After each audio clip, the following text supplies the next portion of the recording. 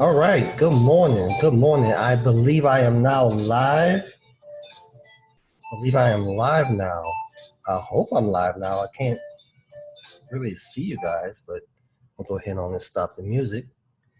And go ahead and drop a message into the chat box if you can see and hear me. If so, I will be ready to start here this morning. Good morning for those who are watching me live and those who are going to watch the replay later on. My name is Roger Zveen, and I am here with the Career Coach Talk Show. And this version of the show, all we basically do is Q&A. Questions have been submitted over the past week since we did this last week, and I'll be addressing those questions today. And with that being said, let me do some housekeeping items here. Where are you guys? All right, good. I think I see you now. Do some housekeeping items here. And that is me hearing myself, so I should not do that.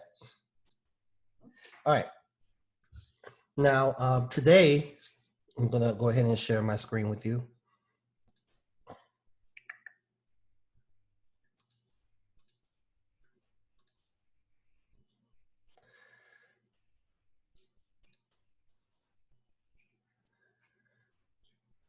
Awesome.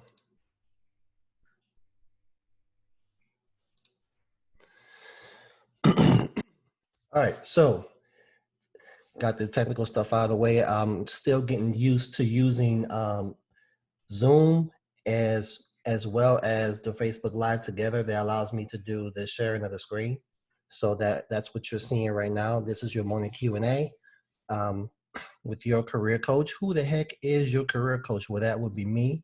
My name is Roger Zveen. This is just a quick slide so you can kind of just know who you're talking, who's talking to you, and a little bit of my credentials for those who don't know me. I'm not going to go through this line by line, but you can always check the replay, pause it, and look at this at your earliest convenience. But more importantly to me, I want to know more about you guys, right? I want to know about, what's your name, where you from, what do you do, what are some of your expectations from this, and just to kind of set some of those expectations. What I'm going to be doing again is Q&A. Since my first time I did this last week, people submitted some questions to me that are all basically career and professional lifestyle created that I can provide some type of illumination, or just kind of give some assistance or guidance or some insight on. So I'm looking forward to doing that. We have several questions today. And also let me know if you ever worked with a career coach before. This is becoming actually more of the norm. More and more people are getting involved with career coaches to help them. And sometimes it's a professional coach if there's been financial coaches for a long time. But people are starting to realize that, after so many years of school, when you finish school, whether it be high school, college, or whatever, sometimes you need some little extra guidance, and if you don't necessarily have a mentor or a series of, or an ecosystem of mentors that kind of help you along the way, a career coach can be a great resource. So I want to be that resource for you if I possibly can. So during this, if you have questions, go ahead and drop those questions into the chat. I will try to address those.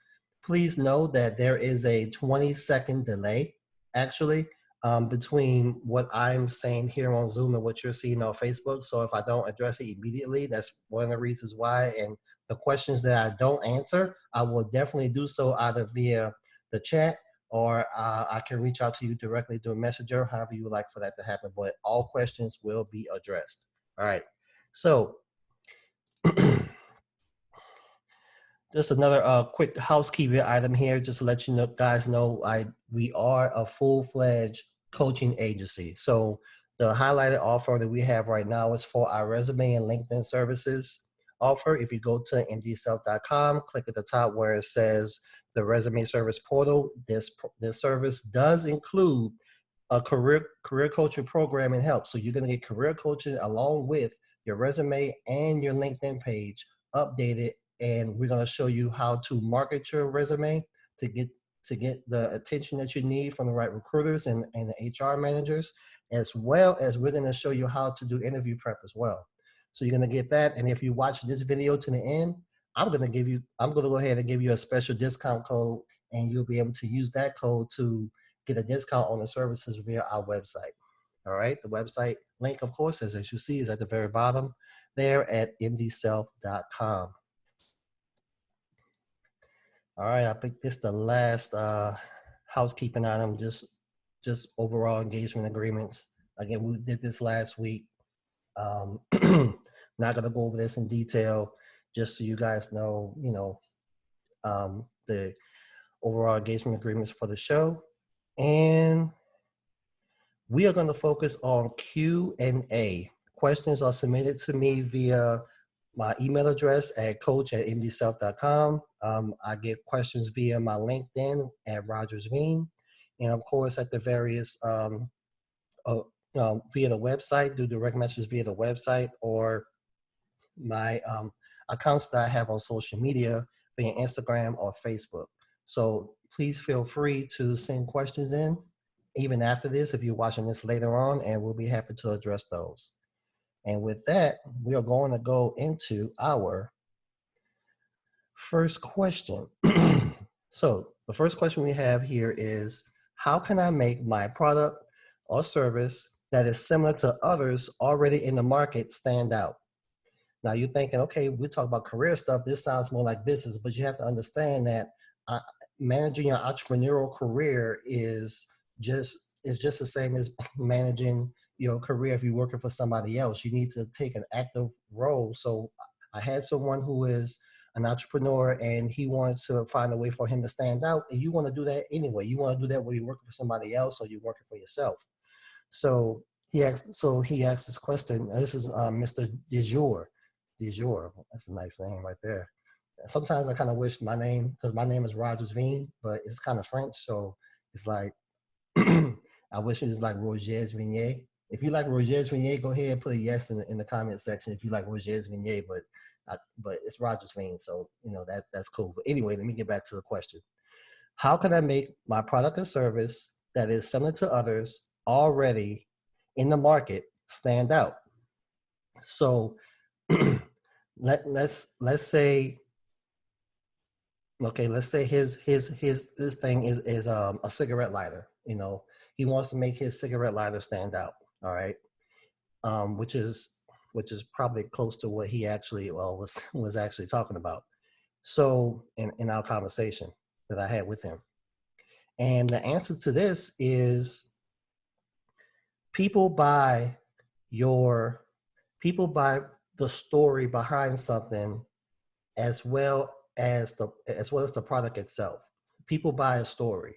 People buy the reason why, or the genesis of, or what this particular item or service represents, right? So that's why one of the first things I did on my podcast is I introduced my company and told you why I started it and where it came from. Man, my company came from the matrix. So instantly, when you think about my organization, you know, and you know, see the name, I want you to think about the matrix and stuff like that. So if you like that, you're going to identify my name with that brand or with that concept or with that idea. So the question is, what is your story?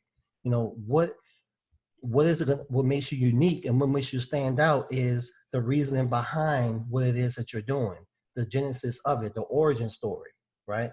So that's how you make it stand out, and that's going to also tell you who your customers are, people who resonate with that story, who identify with that story, and also the now you know who your customers are. Now you know in which verticals that you need to go ahead and do your marketing in.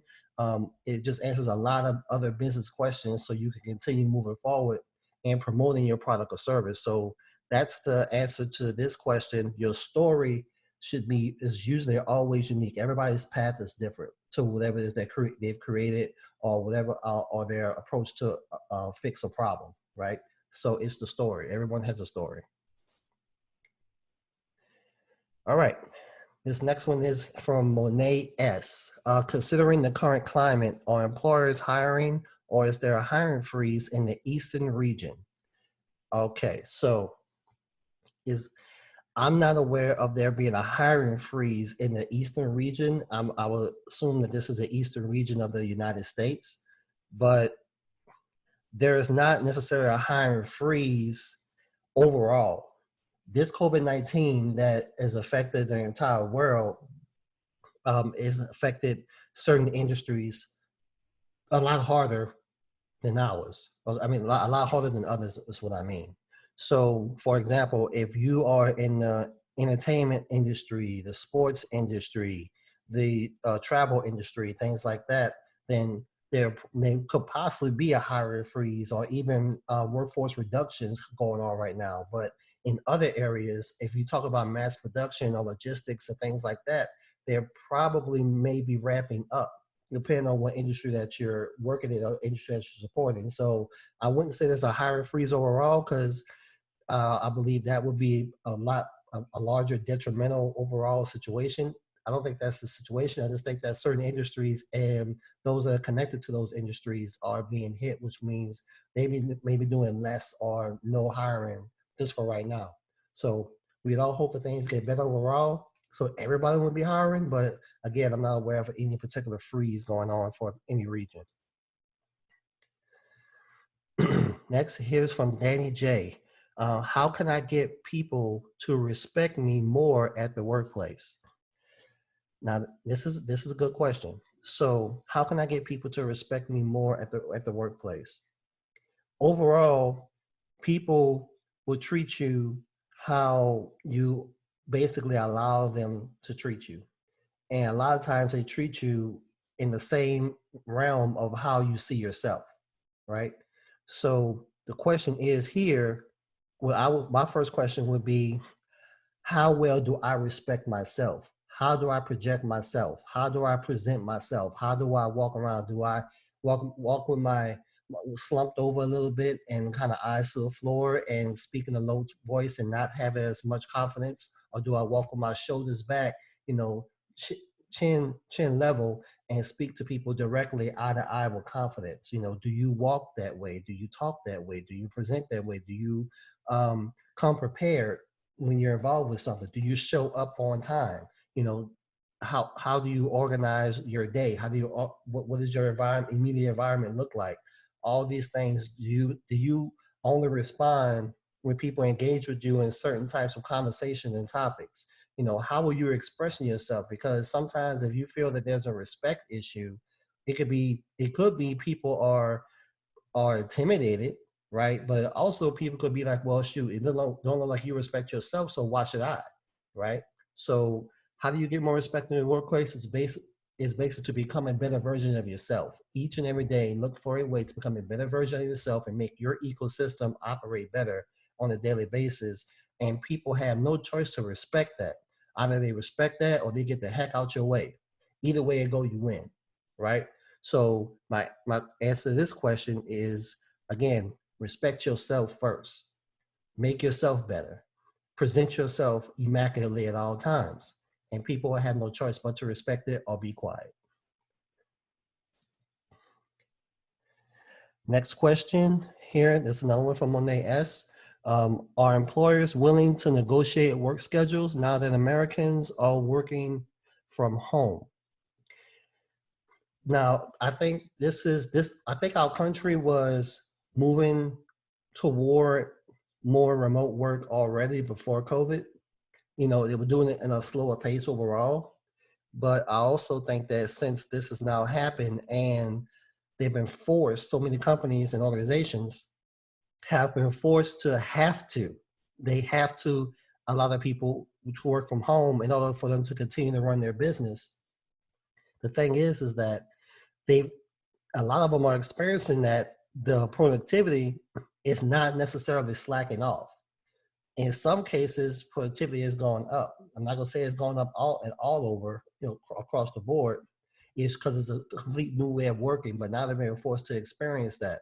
So to answer your question, I do believe that now that we've had more exposure and now that more people have had the opportunity to showcase that they can work at a high level and produce at a high level and operate effectively and efficiently, but via working remotely, there's going to be a lot more opportunities, a lot more flexibility in the American workday, for us to have for people who work in a corporate world or the 9 to 5 world to have more opportunity, to have more flexibility in their day or in their week when it comes to working remotely or working from home.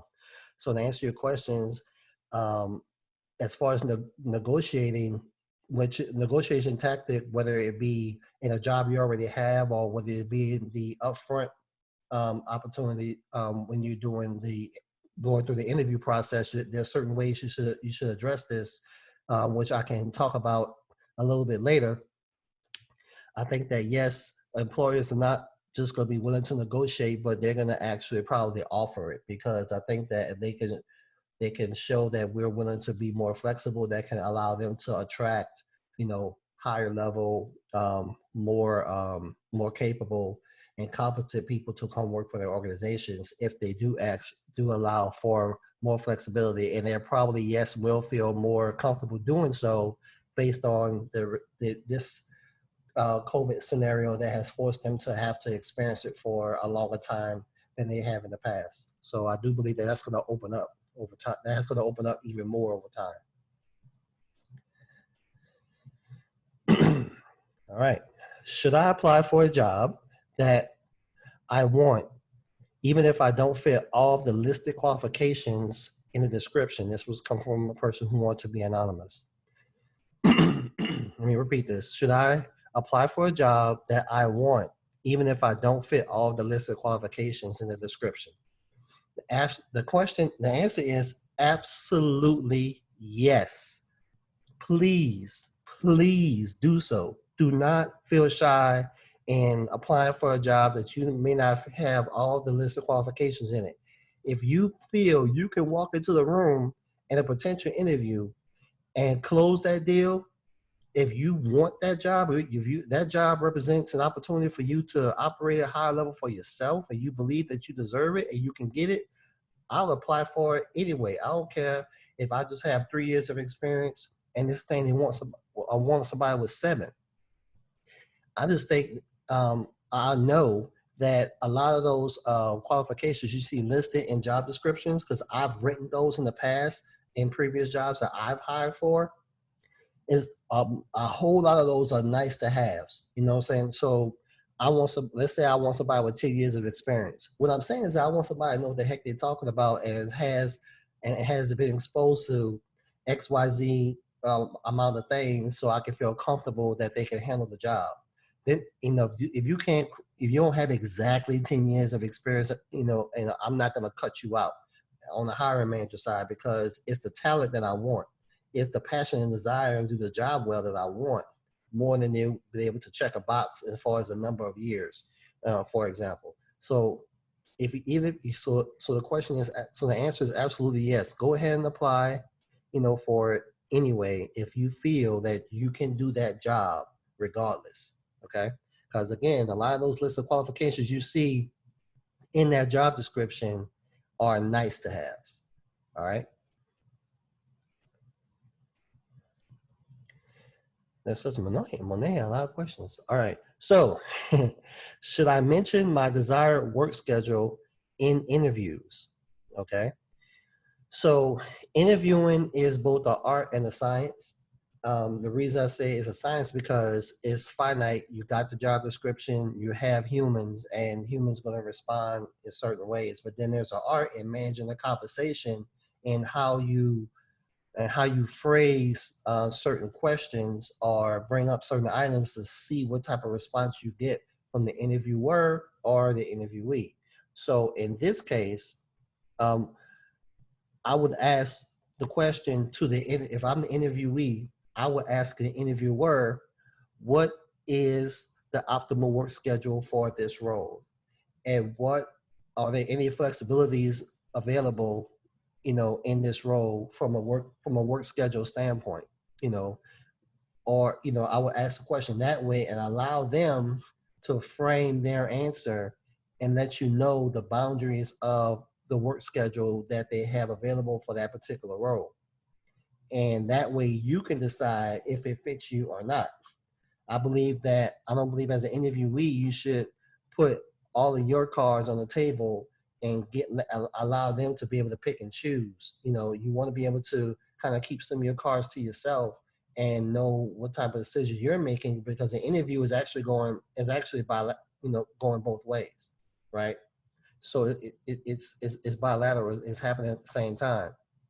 So you're going to ask questions in a way so where you can gauge their answer and see if they will possibly be open to the type of work schedule that you want.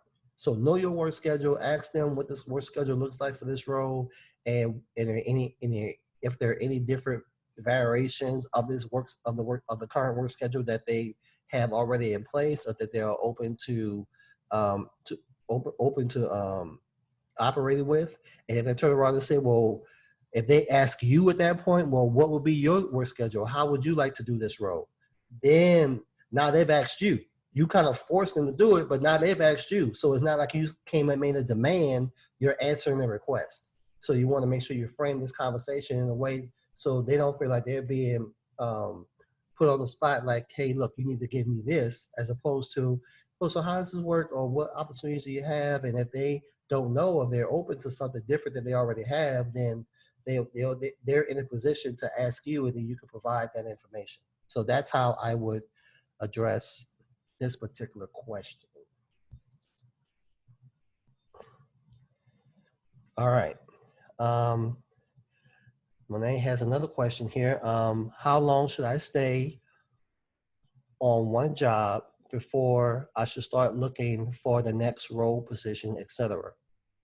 I like this question. So in the various places that I have worked at a major electronics retailer, which is Radio Shack. I've worked in major bank, JP Morgan Chase. I've worked in GameStop. I've worked at, Southwest Airlines. I worked at a lot of large companies. And when I had the opportunity to do is I took the opportunity to get at least about 10 to 15 minutes of the time of talking with the CEO company, just to, one, introduce myself, and two, ask them questions like this, just to kind of get their idea of it. of what their thoughts are around it.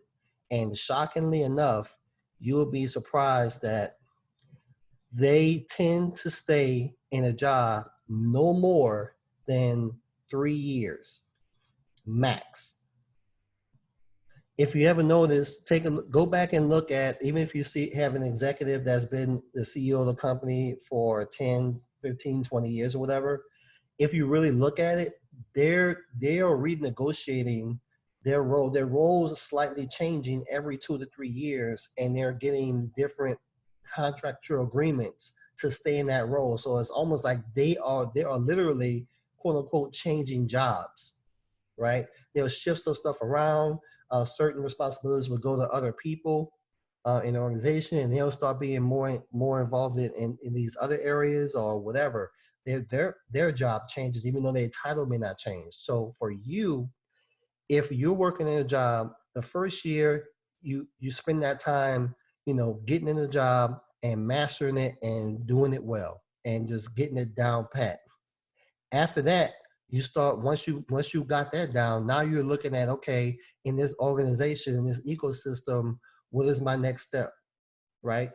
And by the end of that second year, you start looking at that as trying to identify what that is for yourself. And at the end of that second year, if nobody has approached you or came to talk to you in that organization about the next step, like potential next area for you to move to, and not just a conversation, but actively have done something, an action that lets you know that they're serious about that, then you need to start looking right there. So between the beginning of the second year going to midway of the second year in that job, you need to start looking at that point, for your next role, whether that be internally or externally, because the chances that that's where they plan on keeping you for the next 5 to 10 years is exactly where you are if no conversations are being had at that moment, at that time. And CEOs, almost every last CEO I talked to said the exact same thing that I'm telling you right now. They will not, especially CEOs of small companies, they rotate every 3 to 4 years, period. They just move around for smaller companies. Larger companies, they just change their role around and they stay put because it's a larger company and there's a lot of benefits to that. But that's what they do at that level. So if they're doing that at that level, there's no reason why you shouldn't be managing your career that way at the level where you are. That's how you grow. That's how you keep moving. Usually, if you're managing your career correctly, that's when you could make those 5, 7, and 10,000 plus per year jumps is when you do that. All right. So the answer is, how long should I stay at one job before start looking?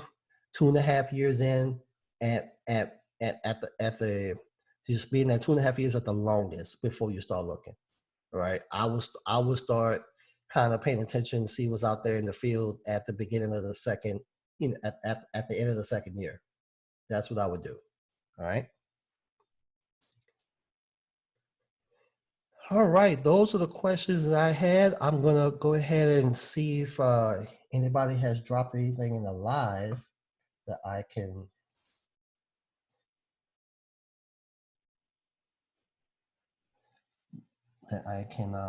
address. I don't see anything in the live. No comments here, questions here. So I'm going to go ahead and call this a show. This is it for today, the Q&A for today. If you have questions for me, please do not be shy. Don't be shy at all. I love to hear from you. My social media handles are here. Check us out on Facebook at My Little Self, at Instagram, NDS_career_coaching on Instagram. I like to post a lot of motivational stuff out there. Shoot me an email directly at coach@indieself.com. We definitely would love to hear from you. And yes, I have not forgotten. I did make you a promise. And here is your discount code for watching this video all the way through. If you go to mds.com, resume service portal, choose a service that fits you the best, and go ahead and type in discount code MDS-video-2020, and you will get a discount off of the services that we have for you. So thank you for that. And that is all. It's been a pleasure to answer all those wonderful questions. I'm still kind of curious, either Rogers Vina, Rogers Vignay. My mom probably get mad when she hear that, but I still think it's cool. But anyway, thank you guys for watching today. Again, my name is Rogers Veen. This is the Career Coach Talk Show Q&A with your career coach, and I hope to hear from you guys soon. Have an absolutely wonderful and blessed day.